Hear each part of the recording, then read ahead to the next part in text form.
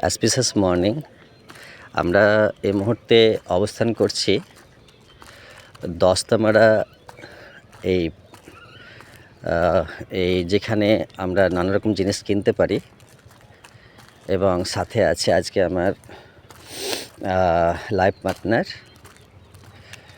তো আমি তো একটি কথা বারবার আমি রিপিটেডলি বলি যে আমি যখন থাকবো না তখন এই স্মৃতি আমার কোথাও থাকবে।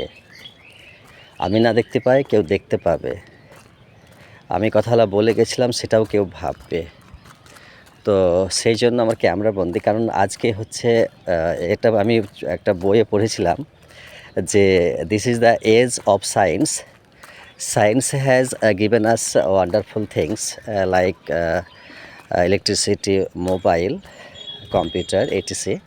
তো এই মোবাইল আজকের যুগে এতটা ইম্পর্ট্যান্ট এবং ইউজেবল এবং হেল্পফুল যে সেই জন্য আমি আজকে খুব